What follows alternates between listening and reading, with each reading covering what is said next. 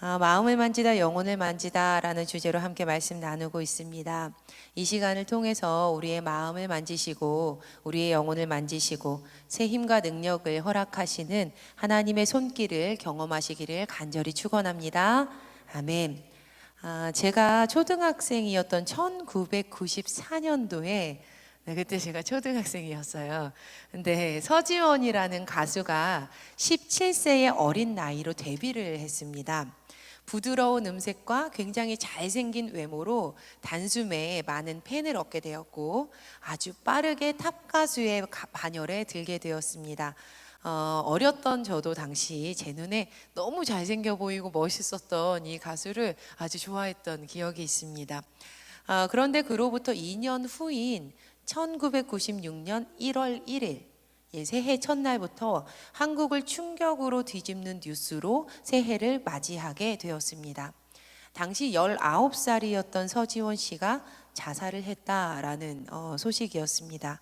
그는 유서에 자신의 심경을 이렇게 남겼습니다. 앨범 녹음을 끝내고 활동을 앞두고 있지만 성공할 자신이 없다. 그런데 현실은 그의 두려움과 정반대였습니다.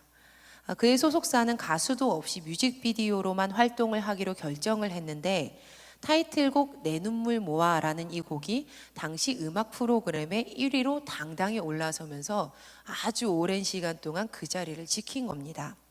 심지어 이 곡이 지금까지 음악 전문가들 사이에서 명곡으로 남아있고 과거의 명곡을 재해석하는 프로그램에서 집중적으로 다루어지기도 했습니다. 또 얼마 전에는 몰랐는데 한 프로그램에서 이 서지원 씨를 이제 집중적으로 이제 프로그램의 중심 메인으로 잡았더라고요. 그 스스로가 자기 자신에 대해서 정의했던 것이 완전히 틀렸습니다. 사실은 서지원이라는 가수가 스스로 규정지었던 겨우 그 정도의 그 사람은 아니었던 겁니다. 우리는 모두 자기 자신이 어떤 사람인지 그것에 대한 정의를 가지고 있습니다. 그 정의가 긍정적이면 더할 나위 없이 좋겠지만 안타깝게도 자기 스스로에 대해서 파괴적인 생각을 가지고 있는 경우들을 종종 보게 됩니다. 저는 1996년 고 서지원 씨의 사건을 통해서 처음으로 이 단어를 들었던 것 같습니다. 가수 서지원은 우울증으로 이런 행동을 했다. 우울증. 불과 20년 전까지만 해도 우울증을 겪었던 이들이 지금처럼 많지는 않았던 것 같습니다.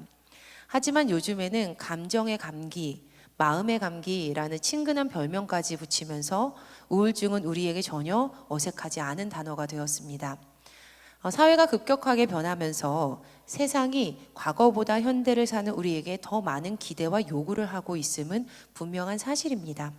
그래서인지 남녀노소 할 것 없이 사회의 요구와 또 현실 사이에서 많은 사람들이 그 사이에서 우울증에 시달리는 것 같습니다.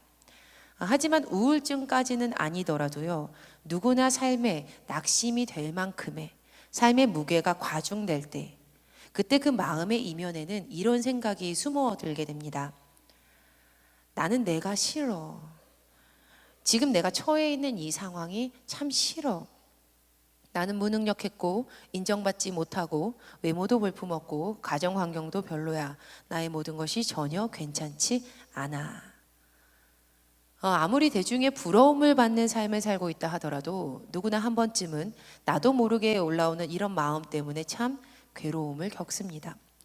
그런데 바로 이때 우리는 정신을 바로 차리고 그 마음속 이면을 면밀히 살펴보아야만 합니다.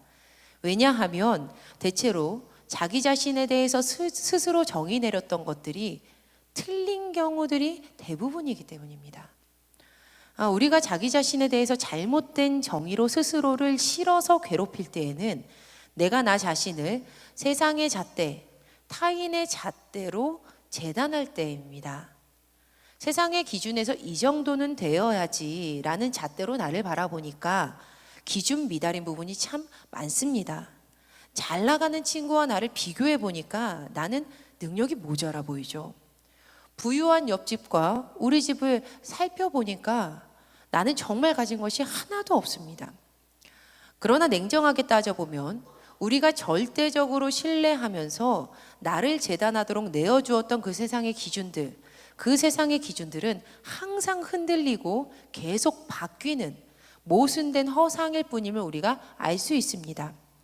유행하는 트렌드는요, 적당한 시기를 알 수도 없이 끊임없이 변하고 있습니다. 미남 미녀의 기준은 과거의 시대에 따라서, 각자의 시대에 따라서, 사회에 따라서, 보는 사람에 따라서 달라지지요. 과거에는 소위 잘 나가는 직업이었는데 이제는 잘 나가지 않는 직업이었는데 이제는 인기를 끄는 직업에 대해서 사람들이 몰립니다. 어제는 부유했던 가정이지만 오늘은 그렇지 않을 수도 있지요. 분명한 사실은 이렇게 끊임없이 변화되는 것들은 절대로 삶의 기준이 될 수 없다라는 것입니다. 기준이라는 것은 영원 불변해야 하며 절대 움직이지 않는 것이어야지만 기준이라고 할 수 있는 것이지요. 그러나 이사야서 40장 8절 말씀, 풀은 마르고 꽃은 시드나 우리 하나님의 말씀은 영원히 서리라 하라. 아멘. 하나님의 말씀은 영원히 변하지 않습니다. 하나님의 말씀은 결코 변하지 않습니다. 할렐루야. 아멘. 그래서 우리는 영원히 변하지 않는 그 하나님의 말씀을 인생의 기준으로 살아야만 합니다. 성경은 캐논이라고도 불리는데 이 캐논은 잣대라는 뜻으로 해석이 됩니다. 인생의 절대적인 기준, 그 절대적인 잣대가 되는 성경은 하나님께서 우리를 사랑하신다라고 증언합니다. 성경은 우리가 사랑받는 하나님의 자녀라고 말해줍니다. 그래서 성경은 우리가 하나님의 권세를 받은 사람들이라고 말하고 있습니다. 지금 우리는 아가서의 본문으로 큐티를 하고 있습니다. 아가는요, 노래 중에 노래, 가장 아름다운 노래라는 뜻입니다. 이 아가서는 사랑하는 두 남녀의 솔직한 감정이 이 시문으로 되어 있는 사랑 노래 모음집이에요. 그래서 이것 때문에 이 아가서를 정경에 포함시키느냐 포함시키지 마느냐에 대한 참 많은 논의들이 있었습니다. 하지만 결국 아가서는 이 66권의 정경 중에 하나로 포함이 되었는데요. 그 이유는 아가서에 등장하는 이 남녀 사이의 사랑이 하나님과 그분의 자녀들의 사랑으로 빗대어 볼 수 있기 때문입니다. 아가서 2장 10절 말씀은 하나님께서 우리를 이렇게 부르고 계신다라고 증언을 합니다. 함께 읽어보시겠습니다. 시작. 나의 사랑하는 자가 내게 말하여 이르기를 나의 사랑 내 어여쁜 자야 일어나서 함께 가자. 아가서 2장 10절은 하나님께서 우리를 나의 사랑하는 자, 내 어여쁜 자, my beautiful one, 유일하게 아름다운 이라고 보고 있다라는 사실을 우리에게 알려주고 있습니다. 남녀노소를 따져서요, 부모가 자녀에게 아이고 예쁘다 하는 것처럼 하나님께서 우리를 그렇게 사랑한다, 어여쁘다라고 말씀하고 계시는 거죠. 하나님은 어제나 오늘이나 내일에도 그분의 자녀들을 이렇게 정의하고 계십니다. 우리를 그렇게 보고 계세요. 하나님께서 430년 동안 이집트의 노예로 살고 있었던 이스라엘 백성들을 출애굽시키셨습니다. 그리고 그들에게 가나안 땅을 주시겠다고 약속하셨어요. 그런데 이 약속은 양측이 서로 상부상조 노력해야만 하는 그런 상업적인 계약이 아니었습니다. 이 약속은 언약이었습니다. 언약이라는 것은 한쪽에서 일방적인 은혜를 베푸는 것을 말합니다. 영어로 covenant라고 하는데요. 이것은 그 영어 사전에 보면 이런 뜻도 있어요. 정기적으로 돈을 주겠다라는, 이 가로치고 정기적으로 돈을 주겠다, 그러니까 혜택을 주겠다라는 약속, 변치 않는 그런 약속이라고 번역이 되기도 합니다. 한쪽에서 일방적으로 끊임없이 상대에게 큰 혜택이 되는 그 은혜를 베푸는 것이 이 언약이라는 거죠. 하나님께서는 그렇게 이스라엘 백성들과 언약하셨습니다. 왜냐하면 그들은 하나님의 beautiful one이었기 때문이에요. 사랑받는 존재들. 그리고 나는 너희에게 가나안 땅을 줄 거야, 이렇게 하나님이 약속하셨습니다. 출애굽을 했던 그들이 바란 광야에 이르러서 진을 치게 되었을 때 이제 하나님께서는 모세에게 말씀을 하십니다. 너는 사람들을 보내어서 내가 이스라엘 자손에게 잘 들어보세요. 내가 이스라엘 자손에게 준 가나안 땅을 탐지하여라. 하나님은 모세에게 너희에게 줄이라고 말씀하지 않으시고 이미 너희에게 준 땅을 보고 오라고 말씀하셨습니다.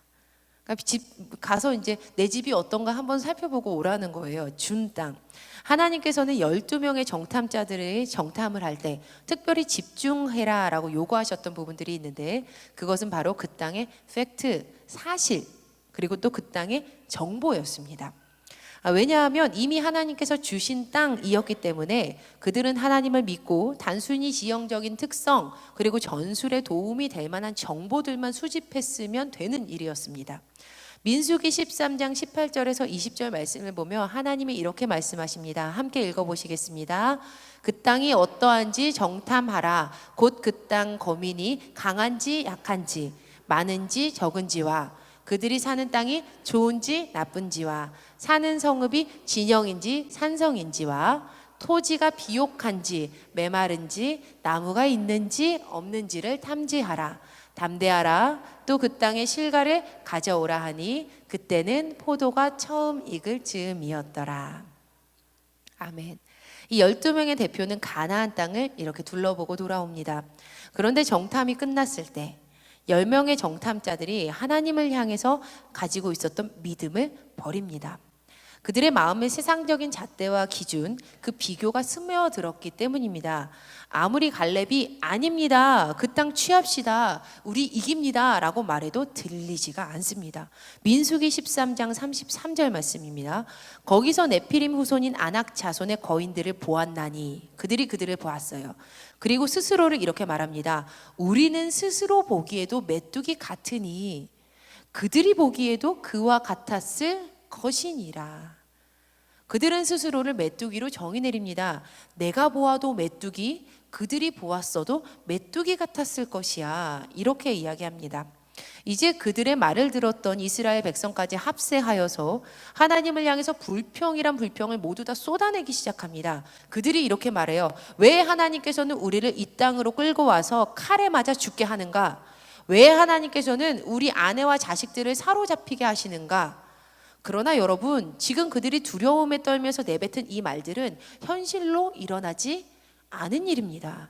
그저 상상 속의 일일 뿐이에요. 그렇지 않습니까? 하지만 이미 그들에게는 하나님의 능력으로도 그 일을 바꿀 수 없는 현실이 되었습니다. 그들은 칼에 맞아 죽게 될 것이고요, 아내와 자식들이 모두 다 사로잡히게 될 것이에요. 우리가 하나님으로부터 멀어졌을 때 우리는 진정한 우리 자신을 잃어버리고 세상의 잣대로 나를 재단하기를 시작합니다. 그 잘못된 기준으로 나의 모습에 대해서 틀린 정의를 내리기 시작을 해요. 그래서 일어나지도 않았던 부정적인 일들이 이미 현실이 되어서 우리의 하루를 착각 속에 빠져서 살아가도록 만듭니다. 나는 이미 사랑을 받고 있지만 그렇지 않은 것 같아서 온종일 괴로움을 경험합니다. 실패하지 않았습니다. 기회는 많습니다. 끝까지 하나님과 가보아야 합니다. 하지만 완전히 실패한 것 같기 때문에 절망적으로 살아갑니다. 우리는 필히 주의해야만 합니다.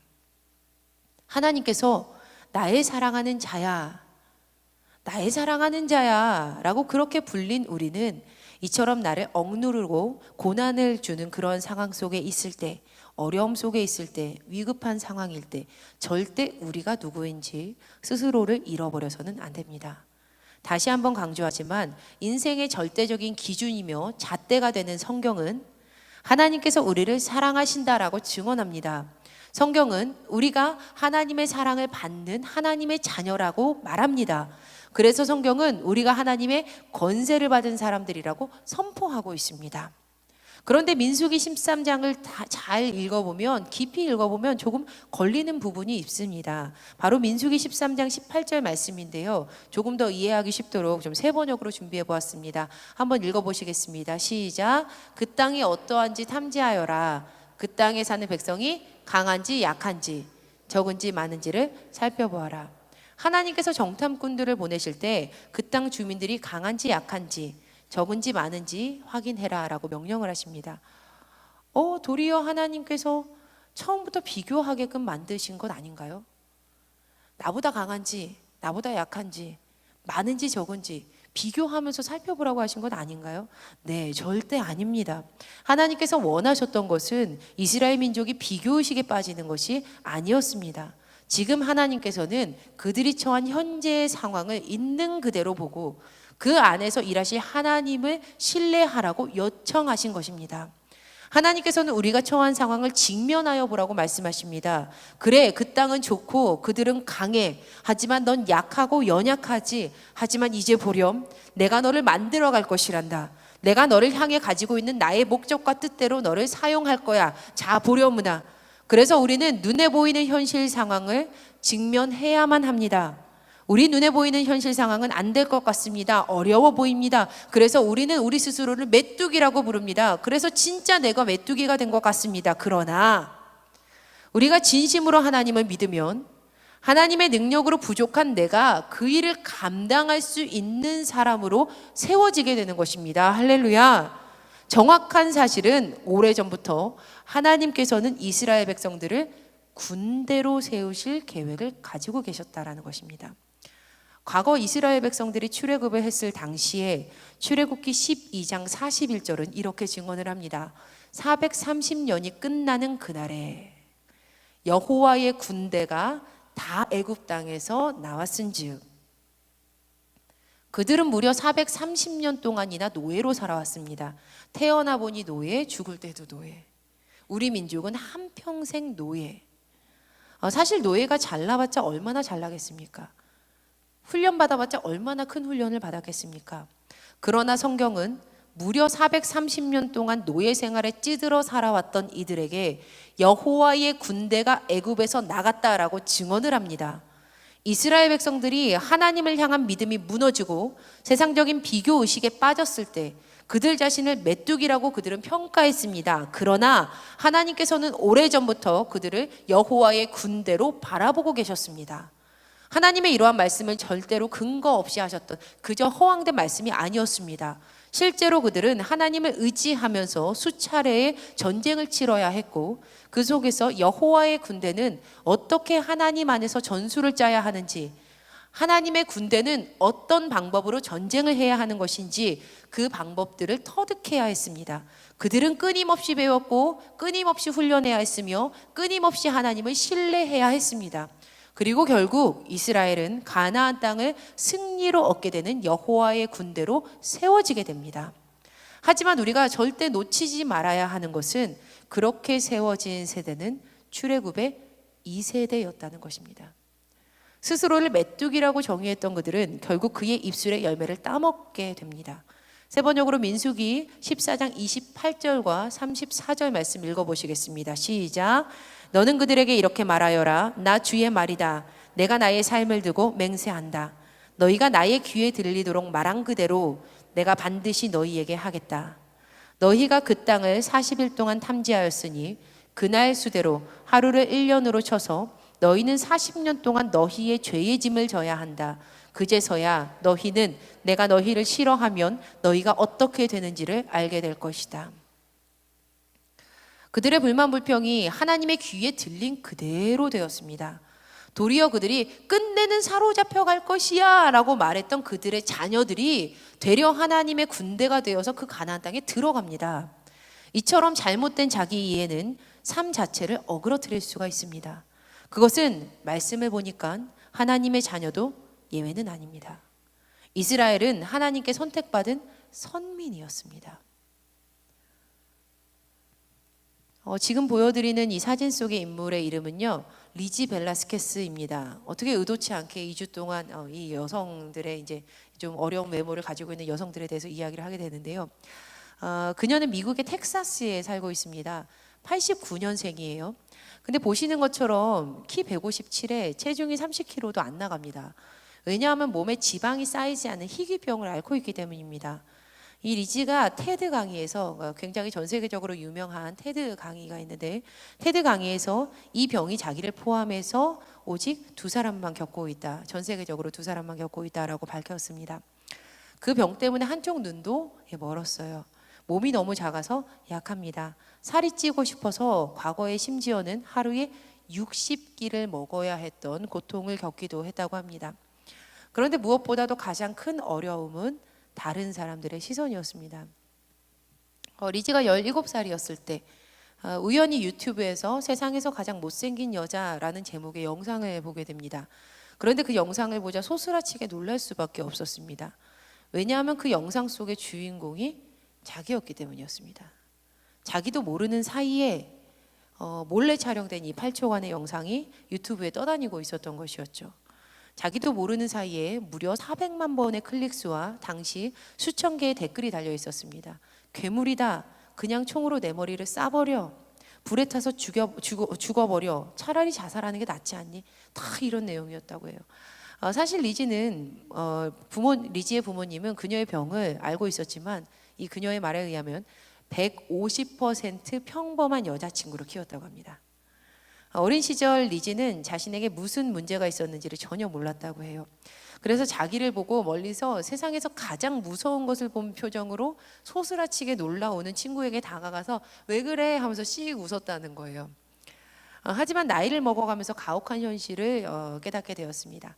결국 리지는 잠을 자고 일어나면 자신의 몸이 평범한 몸으로 변해 있기를 원하게 되었던 것이죠.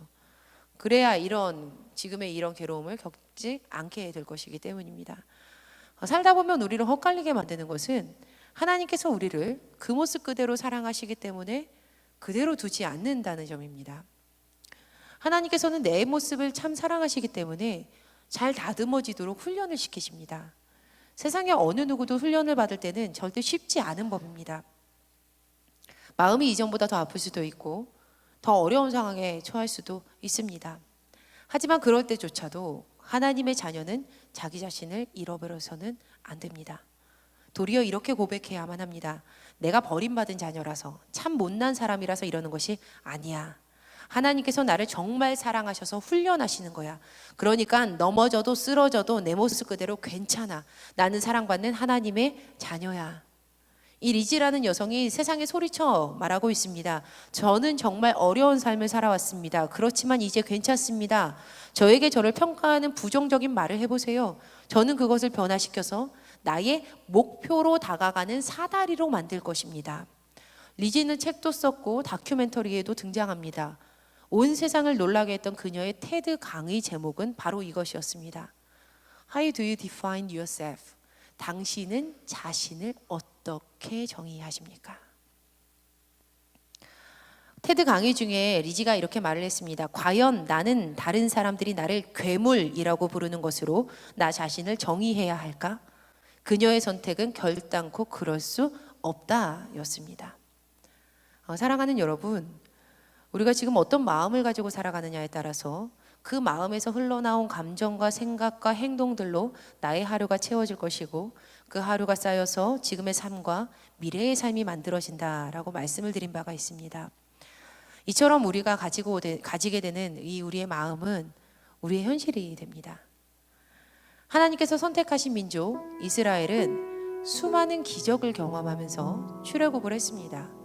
그러나 그들은 이미 하나님께서 주신 땅 앞에서 스스로를 이렇게 정의했습니다.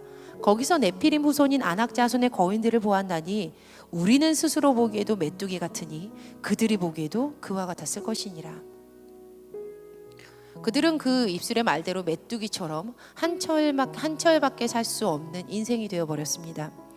우리의 마음을, 우리의 삶을 잘못된 자기 이해로 훈련을 시켜서 그것을 당연하게 만들어 놓으면 우리는 나 자신을 초라하게 구겨져 버린 휴지 조각 따위로 여기게 됩니다. 그리고 이러한 생각들이 우리의 마음속에 숨어 살면서 우리의 마음의 병을 키우게 됩니다. 이 마음은 하나님이 주신 마음이 아닙니다. 우리를 속이는 사단의 계략입니다. 그렇기 때문에 절대 마음을 빼앗기지 마시기 바랍니다. 사랑하는 여러분은, 우리 모두는 예수님의 생명으로 산 소중한 사람들입니다. 절대 우리는 세상의 잣대로 재단이 되고 잘려나갈 수 없습니다. 왜냐하면 하나님께서는 우리를 사랑하는 존재로 세상 유일하게 창조하셨기 때문입니다. 유일하다는 단어는 비교라는 것이 애초부터 불가능하다라는 의미를 내포하고 있습니다. 그래서 근원적으로 내가 참된 나를 알기 위해서는, 잃어버린 나를 찾기 위해서는 반드시 하나님께 다가가서 하나님께 내가 누구인지 여쭈어 보아야만 합니다. 하나님께서는 우리를 창조하신, 우리를 유일하게 창조하신 그 창조주 하나님이시기 때문입니다. 오늘 하루도 하나님께서 주시는 참된 사랑으로 창조하신 귀한 존재가 나임을 잊지 않는 하루 되시기를 간절히 축원합니다. 옆에 있는 이웃들이 그러한 사랑받는 이웃임을 잊지 마시기 바랍니다. 그런 저와 여러분 되시기를 주님의 이름으로 축원합니다.